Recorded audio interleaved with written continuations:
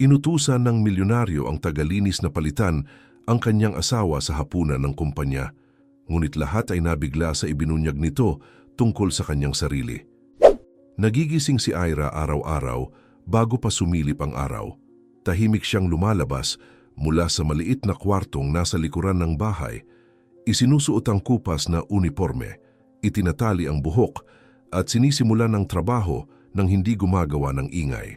Malaki ang bahay ni Leandro at labis ang kaayusan. Bawat bagay may lugar, bawat ibabaw nililinis sa eksaktong oras, parang ang mismong rutina ay bahagi ng ari-arian. Habang nililinis ni Ira ang sahig ng sala, pinupunasan ang mga kasangkapan at inaayos ang mga bagay na tila walang ibang nakapapansin. Gising na si Leandro, nagbabasa ng mga ulat sa tablet, tinitingnan ang mga mensahe at nakikipag-usap sa telepono sa matatag na tinig. Humihingi siya ng kaayusan, linaw at disiplina at iyon ang bumabalot sa buong bahay. Lahat doon ay gumagana na parang ekstensyon ng kumpanya. Si Mireya, ang asawa, ay lumilitaw ng mas huli. Laging mabigat ang hakbang at pagod ang mukha. Sapat na naroon si Ira para magsimula ang mga puna. Hindi tuwiran, hindi malinaw, palaging ibinabato sa hangin na para bang walang tinatamaan. May mga bagay na wala ng saysay pang ituro, di ba? Kahit simpleng trabaho mahirap na para sa ilang tao. Sabi niya habang abala sa cellphone, alam na nililinis ni Ira ang mesa sa tabi. Sa ibang sandali, habang kausap ang mga kaibigan sa telepono, malakas ang tawa ni Mireya at sinasabing, ang mga taong marunong lang maglinis ng bahay hanggang doon na lang, hinahayaang bumagsak ang pangungusap sa paligid na parang bahagi ng dekorasyon. Naririnig ni Ira ang lahat, nananatiling neutral ang mukha at ipinagpapatuloy ang trabaho. Mas maingat pang kinukuskos ang sahig, hindi para magpasikat, kundi para huwag magbigay ng kahit anong dahilan. Kapag nagtatalo si Mireya at Leandro, ang mga atake ay nakabalat kayo bilang reklamo sa bahay. May kakaibang amoy ang bahay, hindi ko alam kung maayos ang paglilinis, sabi niya, kahit kumikintab ang lahat. Si Leandro, laging inuuna ang kahusayan, ay sumasagot lamang na malinis ang bahay at hindi iyon mahalagang usapin. Mula sa malayo, nakikinig si Ira, ramdam ang bigat ng nababanggit nang hindi kailanman tinatawag sa pangalan. Gayunpaman, nagpapatuloy siya. Hindi sumasagot, hindi umiikot ang mga mata, hindi nagpapakita ng galit. Hindi iyon takot, pangangailangan iyon. Sa maiikling pagitan ng araw, kapag walang laman o tahimik ang bahay, sinasamantala ni Ira ang sandali para huminga. May itinatago siyang maliit na kwaderno sa bulsa, tiklop na sa kakaamit. Minsan naupo siya sa baitang ng likod bahay at binubuksan ang mga pahinang puno ng mga tala na maayos at maliit ang sulat. Nandoon ang mga simpleng kwenta, mga batayang konsepto, mga ehersisyong inuulit hanggang magkaanyo ng saysay. Kapag may kaunting dagdag na minuto, nagbabasa siya, inuulit at nagsusulat, na para bang ang papel na iyon ay pintuang palabas. Balang araw babaguhin nito ang lahat, pabulong niyang sinasabi sa sarili. Isinasara agad ang kwaderno kapag may narinig na yabag. Sa gabi, kapag tapos na ang trabaho, bumabalik si Ira sa kwarto. Walang telebisyon, walang maraming kasangkapan. Mayroon lamang isang simpleng kama, isang maliit na mesa, at isang kahong nakatago sa ilalim ng kutsyon. Sa loob nito naroon ang pinakamahalagang kwaderno, isang maingat na tinuping patunay ng aplikasyon, ilang papel na may mga petsang minarkahan at isang sobre kung saan iniipon niya ang bawat bariyang naiipon. Madalas niyang isakripisyo ang mga pangunahing bagay para maidagdag ang pera roon. Kaunti na lang, pabulong niyang sabi habang binibilang ang mga perang papel. Hindi malabo ang pangarap, hindi malayo. Alam niya ang eksaktong gusto niya at kung magkano ang kailangan para makarating doon. Sa hapunan, madalas marinig ni Ira ang pagrereklamo ni Mireya tungkol sa buhay. May mga taong ipinanganak para mag-utos at may mga ipinanganak para sumunod. Ganyan gumagana ang mundo, sabi niya, habang ginagalaw ang pagkain ng walang gana. Tumatango lamang si Leandro, mas nakatuon sa mga mensahe sa telepono kaysa sa usapan. Naghahain si Ira, nagliligpit ng mga pinggan at kunwaring hindi nakaririnig. Sa loob-loob niya kabaligtaran ang iniisip. Iniisip niyang gumagana lang ang mundo ng ganoon dahil maraming tumatanggap. Siya, hindi. Naghihintay lang siya ng tamang sandali. Isang araw, habang nililinis ang pasilyo, malakas na nagkomento si Mireya na para bang nagsasalita mag-isa na walang silbi ang mag-aral kapag wala namang pundasyon. Huminto si Aira ng isang segundo, mahigpit na hinawakan ang basahan at huminga ng malalim. Hindi siya sumagot, bumalik lamang siya sa trabaho. Kalaunan sa kwarto, binuksan niya ang isa sa mga kwaderno at nagsulat ng isang simpleng pangungusap sa huling pahina. Makakaya ko, hindi iyon pangako sa kanino man, panata iyon sa sarili. Si Leandro naman ay halos hindi napapansin si Aira maliban sa usaping trabaho. Para sa kanya gumagana ang lahat kaya ayos na, malinis ang bahay, maayos ang rutina, nasusunod ang oras. Nakikita niyang nagrereklamo si Mireya, ngunit itinuturing niya iyon bilang munting bagay sa bahay, walang tunay na epekto. Palaging abala ang isip niya sa mga pulong, resulta at imahe. Bahagi si Aira ng tanawin, tulad ng mga maayos na kasangkapan at mapuputing pader. Paulit-ulit ang eksena araw-araw. Mabigat na trabaho, mga salitang ibinabato sa hangin, katahimikan bilang tugon. Hindi umiiyak si Aira, hindi nagpapakabiktima, hindi nagpapakain ng hinanakit. Lahat ay iniipon niya at ginagawang pokus. Bawat malinis na sahig ay isang araw na mas malapit sa unibersidad. Bawat pahaging na komento ay isa pang dahilan para hindi sumuko. Hindi nila kailangang malaman kung sino ako ngayon, iniisip niya habang inaayos ang mga kwaderno bago matulog. Kailangan lang nilang malaman kapag naroon na ako. Kinabukasan, nagsimula ng kakaiba ang rutina para kay Leandro. Maaga pa, nasa kumpanya na siya, naglalakad sa pasilyong salamin na may matitibay na hakbang. Tinipon ang mga simpleng dokumento, nirepaso ang mga tala, at binigyang diin ang nalalapit na obligasyon. Ang hapunan kasama ang mga kasosyo ay hindi lamang isang pagtitipong panlipunan. Isa itong entablado. Sa isang tuwirang usapan, malinaw niyang binigyang diin ang punto. Hindi lang formalidad ang hapunang ito, tungkol ito sa tiwala, imahe at katatagan. Lahat ay magdadala ng kanilang mga asawa dahil ang pamilya rin ay nagpapahiwatig ng seguridad. Kalma ang tono, ngunit mabigat ang laman. Para sa kanya, kailangang gumana ang lahat ng walang ingay. Sa buong umaga, mas naging maingat mag-isip si Leandro tungkol kay Mireya kaysa karaniwan. Hindi iyon basta hinala, kundi pagkalkula. Sa pag-uwi niya, nagpasya siyang magmasid. Sa tanghalian, nagmungkahi siya ng isang simpleng usapan, tulad ng pagbanggit ng isang neutral na balita, walang gaanong bigat. Ano ang palagay mo sa paraan ng paghawak sa pulong kahapon? Masyadong mabilis sumagot si Mireya. May labis na sigla. Sa tingin ko dapat mas magsalita ang lahat, alam mo. Kapag maraming sinasabi ang tao, parang alam niya ang pinagsasabi niya. Kumunot ang noo ni Leandro. Hindi iyon eksaktong issue, pero tila wala sa tono. Sinubukan niyang muli, binago ang paksa. At sa isang formal na hapunan, ano sa tingin mo ang pinakamahalaga? Tumawa si Mireya at sinabi, mapansin. Kapag hindi ka umaagaw ng atensyon, walang makakaalala sa iyo. Naiwan sa hangin ang sagot, mabigat. Sa hapon, sinubok ni Leandro ang maliliit na sitwasyon. Hiniling niyang pumili si Mireya ng angkop na damit para sa isang simpleng pagkikita. Lumabas siya na masyadong kapansin-pansin ang suot at nagkomento, kung magpapa-impresyon, kailangan talagang sumobra ng kaunti. Sa ibang sandali, binanggit niya ang kahalagahan ng pakikinig ng higit kaysa pagsasalita. Sumagot agad si Mireya, kung hindi ako magsasalita, may magsasalita para sa akin. Bawat sagot ay lalo pang nagdagdag sa pagkabalisa niya.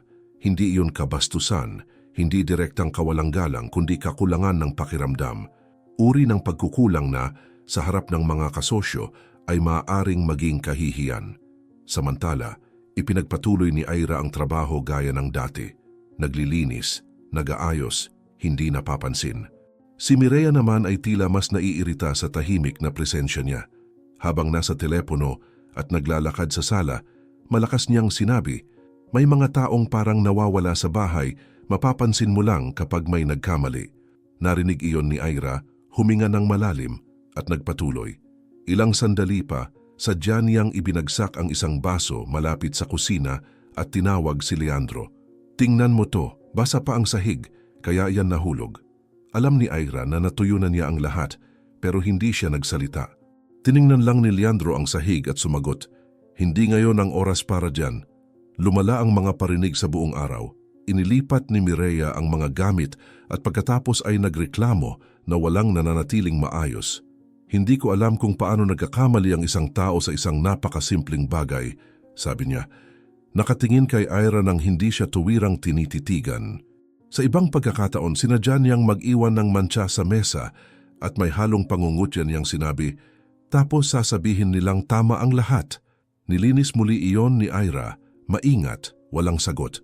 Sa loob-loob niya, paulit-ulit niyang sinasabi na kailangan niya ang trabahong iyon, na bawat araw doon ay isang hakbang pa, patungo sa susunod. Sa gabi, sinubukan ni Leandro ang isa pang pag-uusap, mas tuwiran na.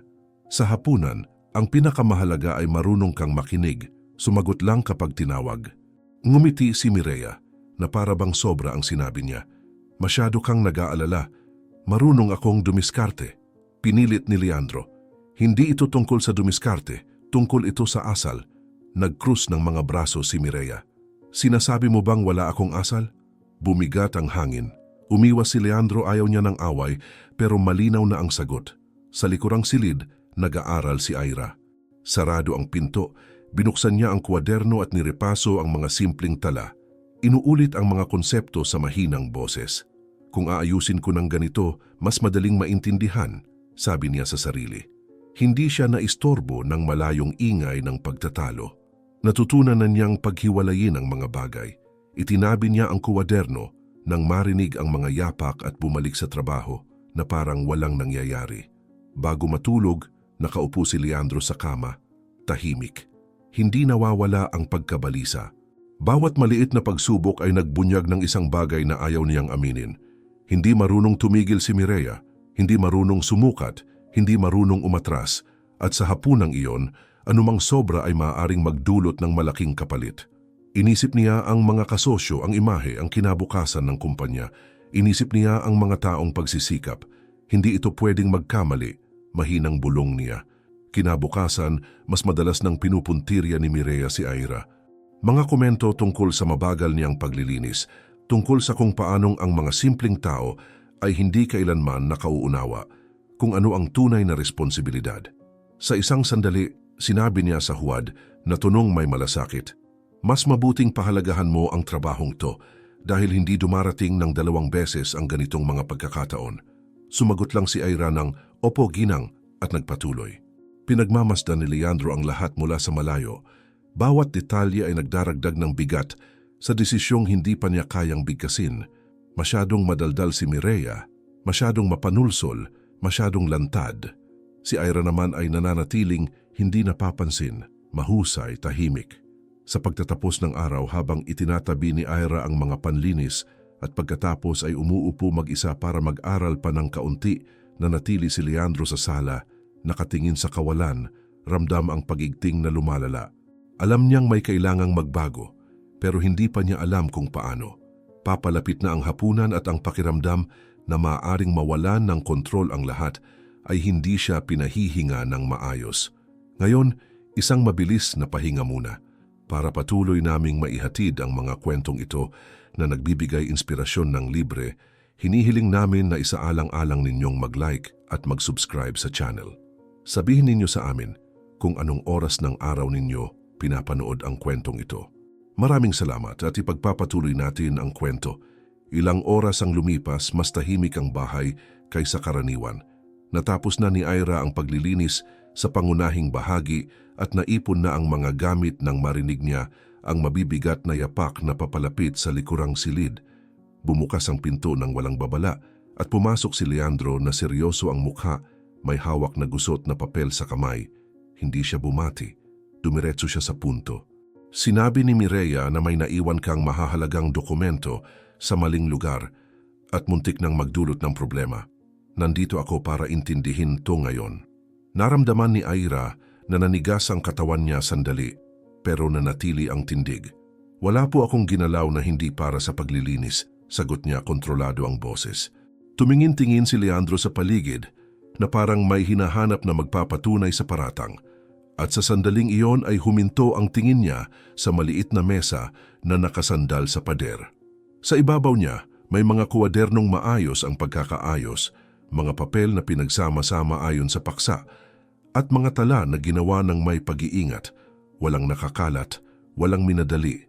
Lumapit siya, kinuha ang isa sa mga kuwaderno nang hindi humihingi ng pahintulot at nagsimulang magbuklat. Humaba ang katahimikan habang binabasa niya ang mga simpleng salita, mga kalkulasyong malinaw ang paliwanag at mga eskemang iginuhit ng kamay. Agad ang pagkagulat. "Iyo lahat ito?" tanong niya, hindi maitago ang gulat. Nagatubili si Ira ng isang saglit bago sumagot. "Oo, Ginoo. Nag-aaral po ako kapag may pagkakataon." Marahang isinara ni Leandro ang kuwaderno at tumingin sa paligid na parabang ngayon lang niya tunay na nakikita ang kwartong iyon. Hindi iyon espasyo ng isang pabaya o limitado. Maliit pero praktikal, maayos, disiplinado. Muli siyang nagsalita, ngayon ay iba na ang tono. Sinabi ni Mireya na halos wala kang naiintindihan sa ginagawa mo rito. Huminga ng malalim si Ira. Maaari niyang sabihin ang gusto niya. Ginagawa ko ang trabaho ko. Tumango si Leandro, litong-lito pa rin. Kumuha siya ng isa pang papel at nakilala ang mga nilalamang hindi niya inaasahang makita roon. "Gaano ka nakatagal nag-aaral nito?" Tapat ang sagot ni Ira. "Matagal na, plano ko ito." Tumawa siya ng walang saya. "Plano?" Itinaas niya ang tingin. "Kolehiyo, economics." Nanatili sa hangin ang salita, mabigat. Umiling si Leandro na parabang sinusubukang ayusin ang lahat sa loob ng sarili niya. "Wala akong ideya." Doon nagsimula ang pagbubuhos ng loob, magulo at padalos-dalos. "Napakahalaga ng hapunang ito. Lahat ng itinayo ko ay dadaan sa mesa na iyon." At si Mireya Sopeso huminto siya, ipinahid ang kamay sa mukha at nagpatuloy. Hindi niya kayang sukatin ang mga salita, hindi marunong makinig, hindi nauunawaan ang bigat ng isang katahimikan. Sinubok ko ang mga simpleng bagay at bumagsak siya sa lahat. Naglalakad siya sa loob ng silid habang nagsasalita, hindi napapansin ang espasyong kanyang sinasakop. "Hindi ako pwedeng mapahiya sa harap ng mga kasosyo. Hindi ngayon, hindi matapos ang lahat." Tahimik na nakinig si Ira, ramdam ang pagbigat ng hindi komportable. Nagpatuloy siya, walang preno. Wala siyang kahit anong paghahanda para roon. Wala. At maaari itong magkahalaga ng malaki. Pinisil ni Ira ang kanyang mga kamay. "Hindi ko alam kung bakit sinasabi ninyo sa akin ito." Huminto si Leandro. Tumingin siya sa kanya na parabang narating na niya ang pinakapunto. "Dahil ikaw ay meron." Matigas ang labas ng pangungusap. "May paghahanda ka." "Nakita ko." Huminga siya ng malalim bago magpatuloy. "Kailangan kong magkunwari kang asawa ko sa hapunan. Sa hapunang iyon lang. Lihim. Hindi pwedeng malaman ni Mireya." Bumagsak ang hiling na iyon na parang bigat sa dibdib ni Ira. "Hindi ito tama," sabi niya. Hindi itinataas ang boses. Mabilis ang sagot ni Leandro. "Alam ko, pero kailangan." Lumapit siya ng kaunti pa. "Sasagutin ko ang kulang na halaga para makapasok ka sa kolehiyo. Lahat, isang bagsakan." Parang nawala ang lupa sa ilalim ng paa ni Ira sa isang iglap. Masyadong malinaw ang alok para baliwalain. Ang perang kulang ay eksaktong humahad lang sa kanya para umusad. Inisip niya ang mga bariyang itinabi, ang mga kuwaderno, ang mga gabing kulang sa tulog. Inisip din niya ang ibig sabihin ng kahilingang iyon. Gamitin, itago, maging bahagi ng isang mali. "Hinihiling ninyo sa akin na magsinungaling," sabi niya. Tumango si Leandro. "Oo, may mabigat na katahimikan." Sinubukan niyang ipaliwanag. "Isang palabas lang. Sasagot ka sa alam mo ng may diskresyon. Wala nang iba." Uminit ang mukha ni Ira. At pagkatapos, walang pag-aalinlangan ang sagot niya. Pagkatapos, kanya-kanya na ng buhay. Iniharap niya ang mukha sa kabilang panig, pilit kinokontrol ang sarili. At kung pumalpak, mahina ang sagot niya. Hindi. Muling hinarap siya ni Ira. At kung mangyari, hindi siya agad sumagot. "Ako ang mananagot." Walang laman ang pangako kahit sa kanya. Lumapit si Ira sa mesa at hinaplos ang mga kwaderno na parabang humahanap ng sandigan. "Ayaw ko nito. Ayaw ko ng ganitong klase ng tulong." Nagpilit si Leandro. "Hindi kita tinutulungan. Nagmumungkahi ako ng kasunduan." Mas masakit ang salitang kasunduan kaysa sana ay salitang tulong. Ipinikit niya ang mga mata saglit. Inisip niya ang hinaharap na laging tila isang hakbang ang layo. Inisip niyang iyon ang tanging konkretong pagkakataong nakita niya hanggang ngayon. Gagawin ko, sabi niya sa huli, binuksan ang mga mata, pero hindi dahil gusto ko. Pinakawalan ni Leandro ang hiningang kanina pa niya pinipigil. Kung ganoon, bakit? Walang pag-aatubili ang sagot niya. Dahil kailangan ko. Nagkaroon ng kakaibang katahimikan, mabigat, na para bang alam nilang pareho na may linya silang tinawid. Tumango si Leandro. Mag-iensayo tayo, lahat, maingat. Tanging oo lang ang sagot ni Ira. Nang lumabas siya ng silid, nanatiling nakatayo si Ira ng ilang segundo, nakatingin sa nakasarang pinto. Halo-halo ang hiya, galit, at ginhawang nararamdaman niya. Alam niyang mali ang pinagmulan ng kasunduang iyon na walang mabuting nagsisimula ng ganoon. Gayunpaman naupo siya sa kama, kinuha ang isa sa mga kuwaderno at maingat na isinara ang kahon. Isang beses lang, bulong niya sa sarili. Pagkatapos nito, aalis na ako. Ngunit sa kaibuturan niya, alam niyang wala nang magiging simple mula roon. Pagkatapos ng pag-uusap na iyon sa silid, nagkaroon ng kakaibang ritmo ang mga sumunod na araw sa loob ng bahay. Sa unang tingin, walang nagbago, pero iba na ang lahat. Naging mas maingat si Leandro sa pagmamasid ng oras, naghihintay ng mga sandaling abala o wala si Mireya, at sa mga maiikling pagitan na iyon niya tinatawag si Ira para mag-usap. Laging mahina ang tono, laging diretsyo ang mga pangungusap. Kung may magtanong kung paano tayo nagkakilala, sabihin mong sa pamamagitan ng mga kaibigang magkakilala. Nakikinig si Ira ng mabuti at sumasagot lamang ng sige. Nagpapatuloy siya. Huwag kang magsalita ng marami. Sagutin mo lang ang itatanong. Tumango siya. Naiintindihan ko. Nagaganap ang mga ensayo sa walang laman na sala o sa kusina kapag tila nakabitin sa katahimikan ang buong bahay. Nagtatanong si Leandro ng mga simpleng tanong paulit-ulit na para bang sarili niya ang mas sinasanay kaysa siya. Ano ang araw-araw kong gawain? Maingat na sumasagot si Ira. Marami kang trabaho, late kang umuuwi, pero pinahahalagahan mo ang kaayusan at responsibilidad. Itinatama niya. Sabihin mong trabaho, huwag kang gumamit ng formal. Inaayos niya. Marami kang trabaho. Bawat detalye ay nire-review, bawat sagot ay pinapayat hanggang maging ligtas. Pinipilit ni Ira na huwag lumampas sa hangganan. Pinananatili ang pisikal at emosyonal na distansya. Lahat sa kanya ay pigil, praktikal, halos automatiko. Si Leandro naman sa kabilang banda ay unti-unting umaasa. Ayos ba ito? Tanong niya. Ganito ba ang nararapat? Tapat ang sagot niya. Simple, sapat na. Sa paglipas ng mga araw, mas madalas na niya itong tinatawag. Ulitin natin ang bahaging iyon. Paano kung itanong nila ito? Sumusagot si Ira ng may tiyaga kahit sumisikip na ang pagod. Mas mabuting kaunti lang ang sabihin, sumasang-ayon siya. Tama ka. May mga sandaling nalulunod si Leandro sa sarili niyang nerbiyos. Hindi ako pwedeng magkamali. Tinitingnan siya ni Ira at sinasabi, walang nakapapansin sa lahat. Nanatili sa kanya ang pangungusap na iyon. Unti-unti, lumalago ang tiwala niya sa kanya at kasabay nito, isang tahimik na pagdepende. Mas pinagkakatiwalaan na niya ang mga sagot nito kaysa sa sarili niyang mga ideya. Samantala, nagmamasid si Mireya. Hindi ito malinaw na hinala, kundi isang pagkabagabag na dahan-dahang lumalaki. Napapansin niya ang maliliit na pagbabago, halos hindi makita. Mas wala sa sarili si Leandro, mas tahimik, mas tutok sa telepono. Mas madalas tawagin si Ira para sa mga gawaing hindi naman nangangailangan ng presensya nito. Nagsimulang mapansin ni Mireya ang isang tinatagong lapit. Isang tinging tumatagal ng isang segundong higit. Isang katahimikang napuputol kapag pumapasok siya sa silid.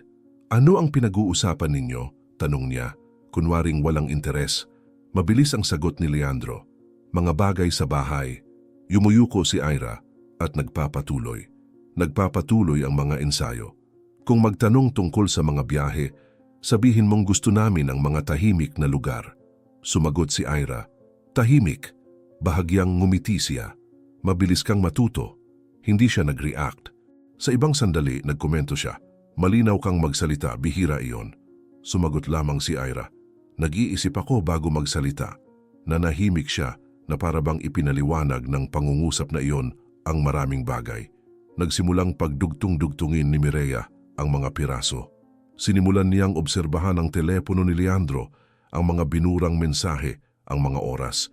Isang hapon, iniwan ni Leandro ang cellphone sa mesa at lumabas para sumagot ng tawag sa ibang silid. Hindi nag-atubili si Mireya. Kinuha niya ang aparato, madaling na-unlock at nagsimulang magbasa. Maikli ang mga mensahe, tuwiran, puno ng mga paalala. Mag-ensayo mamaya, ulitin ang mga sagot. Mag-ingat para walang makapansin. Walang lambing, walang romansa, ngunit may mas masahol. May lihim. Uminit ang dugo niya. Sa isang iglap naisip niyang pasukin ang kwarto sa likuran at harapin si Aira. Naisip niyang sumigaw, magbasag ng mga bagay, gumawa ng eksena. Ngunit pinigil niya ang sarili. Marunong laging maglaro si Mireya kapag gusto niya. Kung gagawin ko ito ngayon, mawawala ang lahat, pabulong niyang sabi sa sarili. Huminga siya ng malalim, ibinalik ang cellphone sa lugar, at lumabas ng sala na puno ang isip ng mga plano. Noong gabing iyon, tiningnan niya si Leandro sa ibang paraan. Kaunti lang itong magsalita, umiiwas sa direktang tingin, halatang tensyonado. Ngumiti si Mireya ng sanay. Kakaiba ka nitong mga araw, sabi niya. Sumagot siya, pagod lang. Tumango siya. Maiintindihan. Sa loob-loob niya, desidido na siya sa gagawin. Hindi niya pipigilan ang hapunan. Hindi niya haharapin ang sinuman bago ang oras. Uunahan niya ang lahat. Kung akala nila maaagawan nila ako ng pwesto, nagkakamali sila, naisip niya. Sa mga sumunod na araw, mas maaga nang naghahanda si Mireya. Masiglang nagkukwento tungkol sa hapunan. Hindi na ako makapaghintay na makilala ang lahat, sabi niya. Nakaramdam si Leandro ng paninikip ng dibdib. Hindi alam na bumaligtad na ang laro. Napansin ni Aira ang pagbabago sa kilos ni Mireya. Mas mapanuri ang tingin, mas kalkulado ang tono. Sa isa sa mga ensayo, mahina niyang sinabi, naghihinala siya. Sumagot si Leandro, pakiramdam mo lang iyan. Ngunit kahit siya tila hindi naniniwala, bisera ng hapunan, matagal na tinitigan ni Mireya ang sarili sa salamin. Maaga akong darating, sabi niya sa sarili. Ako ang mauuna. Desidido na. Hindi niya kailangang ilantad ang plano roon. Sapat ng sakupin ang tamang espasyo, sa tamang sandali. Pagkatapos nito, wala na siyang pagpipilian. Samantala, isinasara ni Aira ang mga kwaderno sa kwarto, may kakaibang bigat sa dibdib. Hindi ito tama, pabulong niyang sabi. Gayunman nagpatuloy siya. Si Leandro naman sa kabilang panig ng bahay, inuulit sa isip ang bawat inensayong sagot, bawat kilos. Akala ng lahat ay kontrolado nila ang sitwasyon. Ngunit ang mabigat na katahimikang bumalot noong gabing iyon ay may ibang ipinahihiwatig. May isang bagay na malapit ng tuluyang mawala sa kontrol at wala sa kanila ang handa sa darating. Sa gabi ng hapunan, bahagyang puno na ang bulwagan nang dumating si Mireya. Pumasok siya ng may kumpiyansang tindig. Sobra ang ngiti, tumitingin sa paligid na para bang kanya ang lugar. Lumapit siya sa unang grupo ng mga kasosyo at nagpakilala ng labis ang sigasig. Ako ang asawa ni Leandro, ikinagagalak kong makilala kayo sa wakas. Bago pa may makasagot, dinugtungan na niya ng ibang paksa, nagkomento tungkol sa dekorasyon, tungkol sa kung gaano nakakapagod ang mga pagtitipong panlipunan at kung paanong palagi siyang may masasabi. Nagpalitan ng mga sulyap ang mga kasosyo, pilit na ngumiti dahil sa paggalang, at unti-unting lumayo, bumubuo ng maliliit na grupo na gumagalaw sa silid upang iwasan ang palagiang presensya niya. Napapansin yon ni Mireya, ngunit nagkukunwari siyang hindi. Gustong-gusto kong makipag-usap, pakiramdam ko mas napapalapit ang mga tao, sabi niya, sumisingit sa mga usapang hindi humihingi ng kanyang pakikilahok. Samantala, gumagalaw siya sa bulwagan na parang nasa entablado. Pinuputol ang mga pagsasalita, kinukumpleto ang mga pangungusap na walang humihiling, at malakas na tumatawa sa mga komentong hindi naman nakakatawa. Sa isang sulok, sinubukan ng isa sa mga kasosyo na tapusin ang usapan ng magalang. Kailangan na naming pag-usapan ang iba pang bagay. Sumagot si Mireya nang walang pag-aatubili. Siyempre, sasama ako sa inyo. Nagsisimula ng makainis ang pagpupumilit. Ang atmosfera na dapat sana'y magaan ay lalo pang tumitindi ang tensyon. May mga matang bumabaling sa entrada, umaasang darating na si Leandro bilang isang tahimik na ginhawa. Makalipas ang ilang sandali, sa wakas ay pumasok si Leandro sa bulwagan kasama si Aira. Nakasuot siya ng isang simpleng bestida, elegante, akmang-akma, hindi kapansin-pansin, ngunit walang kapintasan. Agad ang contrast. Humina ang usapan, sabay-sabay na lumingon ang ilang mukha. Naramdaman ni Leandro ang pagkabalisa sa tiyan nang makita si Mireya roon, nakapwesto na, nakikipag-usap sa sinumang dumaan. Hindi ito dapat nangyayari, pabulong niyang sabi. Huminga ng malalim si Aira at sumagot. Sundin natin ang napag-usapan. Tumango siya kahit naninigas ang katawan. Napansin ni Mireya ang pagdating nila at nauna bago pa may anumang pagpapakilala. May matalim na ngiti, itinuro niya si Aira at sinabi, ito ang tagalinis ng bahay, nandito lang siya para tumulong sa anumang kailangan ninyo. Bumagsak ang pangungusap na parang timba ng malamig na tubig. Napatigil si Leandro ng isang segundo. Uminit ang mukha ni Aira, ngunit nanatili ang tindig. Hindi nagtagal ang katahimikan. Isa sa mga kasosyo ang napansin ang kontrast sa kasuotan ni Aira at sa paraan ng kanyang pagtayo, kalma, magalang. Kung nandito siya, maaari siyang umupo kasama namin. Sinubukang itago ni Mireya ang pagkainis. Maaari siyang manatili sa malapit. Nagpumilit ang kasosyo. Wala akong nakikitang problema kung uupo siya. Lumapit si Aira sa mesa na may matatag na mga hakbang, umupo at pinagkrus ang mga kamay sa kandungan. Umupo si Leandro sa tabi niya. Ramdam ang pagbilis ng tibok ng puso. Tuluyan na itong nawalan ng kontrol, naisip niya. Sa loob naman, pilit pinapanatiling kalmado ni Aira ang kanyang paghinga. Sagutin mo lang ang itatanong, paulit-ulit niyang sinasabi sa sarili. Nagsimula ang mga usapan ng magaan. May nagbanggit tungkol sa pang-araw-araw na gawain, may isa pang nagsalita tungkol sa kung paano hinaharap ang mga hirap sa araw-araw. Sinubukan ni Mireya na makisali, pero ngayon ay tila wala na siya sa lugar. Tinawag si Aira sa unang pagkakataon. At ikaw, paano mo tinitingnan ang mga ganitong sitwasyon? Sumagot siya ng simple. Sa tingin ko, lumalaki ang mga problema kapag binabaliwala natin ang mga batayang bagay.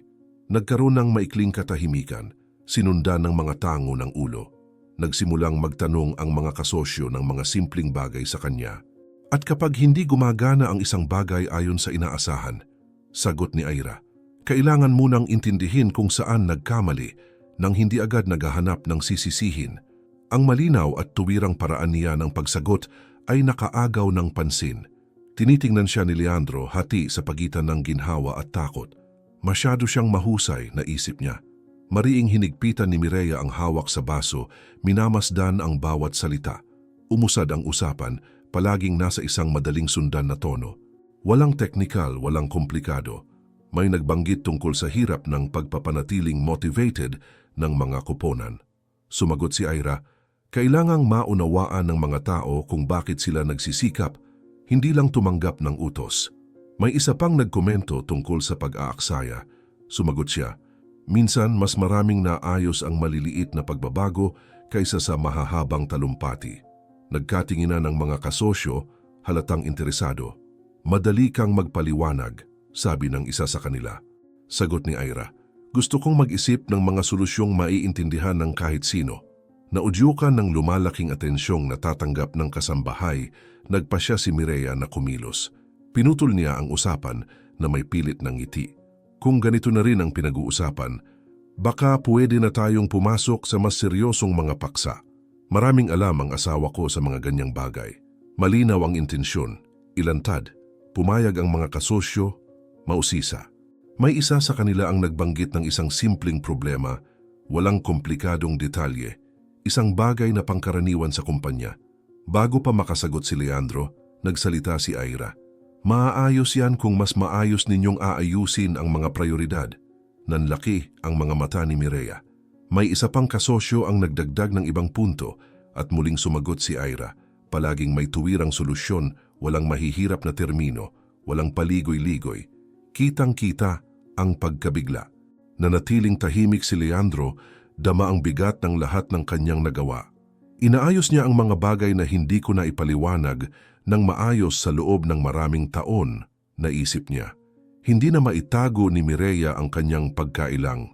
Tumigas ang kanyang mukha. Nakakatawa ito, sabi niya, tumatayo na tahimik ang buong salon. Hindi ninyo alam kung ano ang nangyayari dito. Huminga siya ng malalim. at nagsimulang magsalita, puno ng hinanakit ang boses. Pinlano ito ng asawa ko. Pinlano niyang lokohin kayong lahat. Hiniling niya sa kasambahay na ito na magpanggap bilang asawa niya dahil gusto niyang mag-aral sa kolehiyo at wala siyang pera. Dahil may ilang bagay siyang pinag-aralan at iniisip na niya ang sarili niya na sapat na matalino para palitan ako sa isang hapunang pangnegosyo. Agad ang pagkabigla. May ilang kasosyo ang sumandal pasulong, nakatutok. Nagpatuloy si Mireya. Walang pinipiling salita. Mahirap siya, galing sa masamang pamilya. Hinding-hindi siya magkakaroon ng pagkakataon kung hindi dahil dito. Ramdam ni Ira ang bigat ng mga salita, pero nanatili siyang nakaupo. Hindi napansin ni Mireya na sa kanyang pagsasalita, mas ibinubunyag niya ang sarili niya kaysa sa iba. Ginamit niya ang talino niya dahil alam niyang hindi siya mapapahiya gaya ko. Pumikit si Leandro. Lantad na lantad ang lahat. Isang kasosyo ang bumasag sa katahimikan. Ibig sabihin inaamin mong matalino siya. Nag-atubili si Mireya pero sumagot, may alam lang siya sa ilang bagay, iyon lang. May isa pang nagsalita, at sa tingin mo tama lang na ipahiya ang isang tao dahil doon? Sinubukan ni Mireya na sumagot, pero wala na siyang kontrol sa sitwasyon. Sa wakas ay nagsalita si Leandro. Sa akin ang pananagutan. Ang katahimikang bumalot sa salon ay hindi karaniwan, mabigat, yaong uri na nagbabadya ng pagbabago.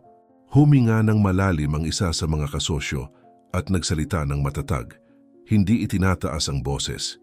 Ang narinig namin dito ngayong gabi ay hindi pwedeng baliwalain, agad na sinundan ng isa pa. Hindi dito nagtatapos ang hapunang ito. Sa kabaligtaran, dito pa lang ito nagsisimula.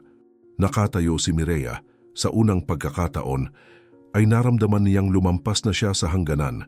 Habang nanatiling nakaupo si Leandro, nakatitig sa kawalan, batid na ang sitwasyong ito ay hindi maaayos ng mga mabilis na paliwanag. Mabilis ang tibok ng puso ni Ira, na pagtantong ang lahat ng nangyari ay lampas na sa anumang pagpapanggap. Dahan-dahang tumayo ang isa sa mga kasosyo at sinabi, susuriin natin ang lahat ng mahinahon. Bukas, may mahahalagang desisyong kailangang gawin. Kinumpirma ng isa pa at hindi magiging madali ang mga iyon. Walang diskusyon, walang pagtatangkang pag-aani ng atmosfera. Isa-isang umalis ang mga bisita, walang formal na pamamaalam, tanging mga seryosong mukha at mabibigat na isipan. Sinubukan ni Mireya na magsalita pero walang tumugon. Pumikit sandali si Leandro, alam niyang nakabitin sa isang hibla ang kanyang posisyon. Nanatiling nakaupo si Ira hanggang sa huli, dama na binago ng gabing iyon ang kanyang buhay sa paraang hindi pa niya lubos na nauunawaan. Nang tuluyang mabakante ang salon, malinaw ang pakiramdam. Ang hapunang iyon ay hindi lamang nakakahiya, ito ay naging mapagpasiya. Ang inakala na isang simpleng pagtitipong panlipunan ay naglantad ng malalalim na katotohanan, maling mga pagpili at mga lihim na intensyon. At mula sa sandaling iyon, alam ng lahat na ang susunod na araw ay magdadala ng mga hindi maiiwasang kahihinatnan. Kayang baguhin ang mga kapalarang hanggang ilang oras lang ang nakalipas ay tila hindi magagalaw. Kinabukasan, iba na ang atmosfera. Ang nangyari sa hapunan ay hindi na natili sa loob ng mesa na iyon. Nagpatuloy ang mga usapan hanggang gabi. Nagpalitan ng mga mensahe at kinailangang gumawa ng mga desisyon. Kinaumagahan, tinawag si Ira upang magtungo sa kumpanya. Naglakad siya papunta ron na mabilis ang tibok ng puso. Hindi alam kung ano ang haharapin. Wala ng ensayo, wala ng lihim na kasunduan, wala ng impormal na pangako. Naroon na lamang ang lantad na katotohanan. Sa silid ng pulong, nakaupo ang mga kasosyo. Seryoso ngunit hindi mapanlaban, isa sa kanila ang dumiretso. Ang nakita namin kagabi ay hindi palabas. Ito ay kalinawan. Nanatiling matatag ang tindig ni Ira. Sinagot ko lang po ang mga itinanong sa akin. Dagdag ng isa pa, at ginawa mo iyon ng may respeto, kasimplehan at talino. Nagkaroon ng maikling katahimikan bago ipahayag ang desisyon. Sasagutin namin ng buo ang gastos sa iyong kolehiyo. Tumagal bago lubos na pumasok ang kahulugan ng mga salita. Huminga ng malalim si Ira, dama ang bigat. Hindi ko po iyon hiningi. Dumating ang sagot ng kalmado. Alam namin at iyon mismo ang dahilan. Ipinaliwanag nila na hindi iyon kawanggawa o pabor. Ito ay pagkilala. Kulang kami sa mga taong tulad mo rito, sabi ng isa sa kanila. Isang taong nakauunawa ng mga problema nang hindi pinapahirap, na nakikinig bago magsalita. Naramdaman ni Ira na nanlalabo ang kanyang mga mata, ngunit nanatili siyang kalmado. Bukod sa kolehiyo, nais naming ikaw ay maghanda para sa isang mataas na posisyon sa kumpanya. Hindi ngayon, ngunit may malinaw ng plano. Ilang segundo siyang nag-isip bago sumagot. Kailangan kong pag-isipan, tumango ang isa sa mga kasosyo. Siyempre, ngunit alamin mong amin na ang pasya. Samantala sa ibang silid, hinarap ni Leandro ang mga kahihinatnan. Walang sigawan o pampublikong kahihiyan, diretsahan ang lahat. Sinubukan mong linlangin kaming lahat, sabi ng isa sa mga kasosyo. Sumagot si Leandro na mabigat ang tinig. Alam ko. Dagdag ng isa pa. Ginamit mo ang katalinuhan ng isang empleyada bilang kasangkapan ng walang etika. Sinubukan niyang ipagtanggol ang sarili. Hindi ko kailanman ginustong mapahamak siya. Matatag ang sagot. Gayunpaman napahamak siya. Ipinabatid ang desisyon ng walang paligoy-ligoy. Tinatapos na ang iyong kontrata. Nanahimik si Leandro. Alam niyang wala nang maaring ipagtalo. Paglabas ng kumpanya, sabay-sabay bumagsak ang bigat. Mga taong trabaho ang nagwakas dahil sa isang maling desisyon. Hindi siya irresponsableng tao, ngunit naging mahina siya.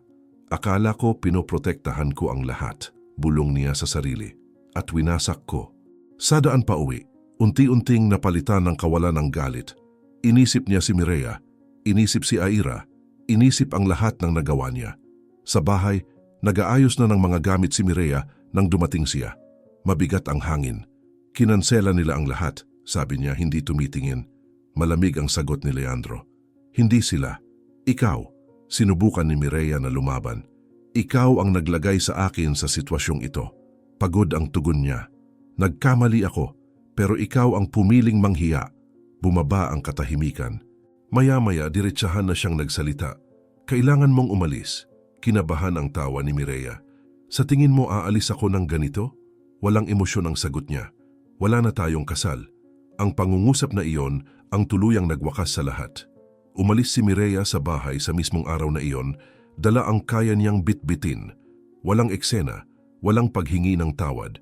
Gumuho ang hinaharap na inakala niya, hindi dahil sa paghihiganti ng iba, kundi dahil sa sarili niyang mga pagpili. Mag-isa unang beses niyang naramdaman ang bigat ng labis na pagsasalita, ng pananakit ng hindi nag-iisip, ng pagkawala ng lahat sa pagsubok na manatiling may kontrol. Ilang oras ang lumipas, bumalik si Ira sa bahay upang kunin ang kanyang mga gamit. Nakaupo si Leandro sa sala, nakatingin sa sahig. Nag-atubili siya ngunit pumasok. Itinaas niya ang tingin. Nakausap ka nila? Sumagot si Ira. Oo. Nagkaroon ng hindi komportabling katahimikan. Huminga ng malalim si Leandro. Karapat dapat ka, kalmado ang sagot niya. Hindi naging madali. Tumango siya. Alam ko. Sa unang pagkakataon walang kasunduan, walang kasinungalingan, tanging huling pagkilala. Nagkamali ako sa iyo, sabi niya. Hindi ako hihingi ng tawad. Walang galit ang sagot ni Ira. Gusto ko lang magpatuloy. Umalis siya ng bahay nang hindi lumilingon. Hindi lang isang bag ang dala niya, kundi isang hinaharap na sa wakas ay may anyo na. Sa mga sumunod na araw, sinimulan niya ang mga proseso sa kolehiyo, tumanggap ng mga gabay sa kumpanya, at ipinakilala hindi bilang isang taong nagmula sa ibaba, kundi bilang isang taong may malaking maiaambag.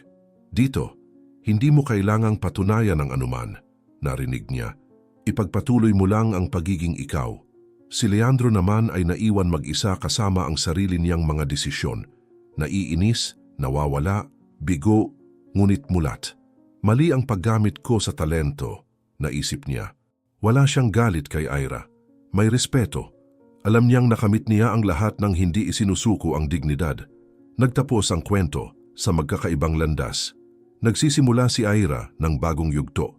Hindi bilang biktima ng isang hindi makatarungang sistema, kundi bilang isang taong nagwagi ng hindi kailangang maging ang ipinilit na anyo sa kanya. Hinaharap ni Mireya ang mga guho ng sarili niyang mga kilos. Natututo si Leandro sa pinakamabigat na paraan na ang pananagutan ay hindi lamang pagpapanatiling gumagana ang lahat, kundi ang paggawa ng tama kahit walang nakatingin. Bawat isa ay nagpatuloy dala ang bigat o gaan ng mga pagpiling kanilang ginawa. Salamat sa pag-abot hanggang dito. Naghanda kami ng isa pang espesyal na kwento para sa iyo na lumalabas na sa iyong screen ngayon mismo. I-click mo lamang upang mapanood. Sa isang mundong maraming sakit ang lumilipas ng tahimik, pinili mong makinig hanggang dulo. Kung may pinukaw sa iyo ang kwentong ito, mag-subscribe ka. Malaki ang naitutulong nito para patuloy kaming makapaghatid ng mga tunay na salaysay na nararapat ikwento. Isulat sa mga komento kung saan ka nanonood. At kung maaari, ibahagi. Maaaring maliit ito, ngunit ang pagpapalaganap ng isang kwento ng pagbangon ay pagpapalaganap din ng pag-asa.